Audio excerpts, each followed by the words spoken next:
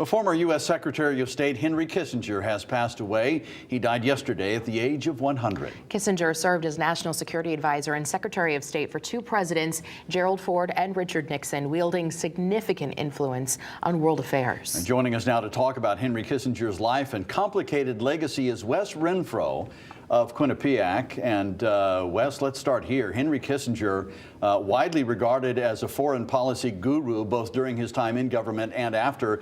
Give us some of the highlights of his resume. You know, certainly the high notes include the strategic reorientation to China, certainly his shuttle diplomacy in the 1973 Middle East wars, and he played a role in propping up and providing some stability during the waning years of the Nixon administration when Richard Nixon wasn't really capable of focusing on his duties because he was too engaged in Watergate. Now, Kissinger was awarded a Nobel Peace Prize and yet seen by many as a war hawk and supporting genocide. Can you tell us why that is? So Richard Nixon, frankly, always believed that the ends justify the means, and he supported or perpetrated policies that certainly produced non-trivial numbers of civilian deaths.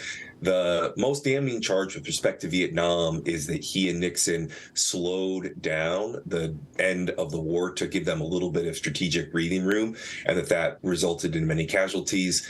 Concurrently, he certainly authorized the carpet bombing of Cambodia, which likely resulted in around 50,000 civilian deaths. Well, Kissinger is largely credited with shaping the New World Order after World War II. Talk to us about his influence on global affairs.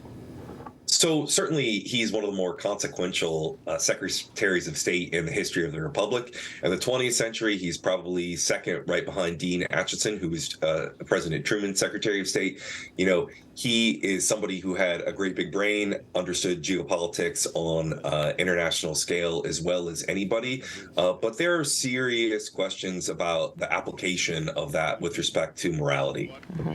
So on X today, David Rothkopf, who used to work for Kissinger Associates, is a historian himself, and he said, condemn him, applaud him, he deserves both reactions. But if you care about foreign policy, you will study him, and you should. We know that you study and teach foreign policy as a professor, so what would you teach your students about Kissinger's legacy? How should he be remembered?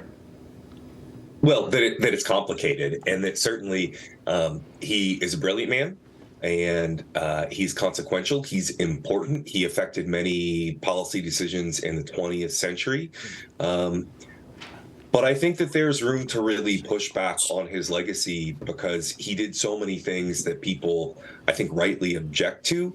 I will also add that there is a little bit of the myth of Henry Kissinger, and that for some people he's become the convenient international boogeyman, and that I do believe that he is held to a standard that other world leaders haven't been held to when they've supported similar policies.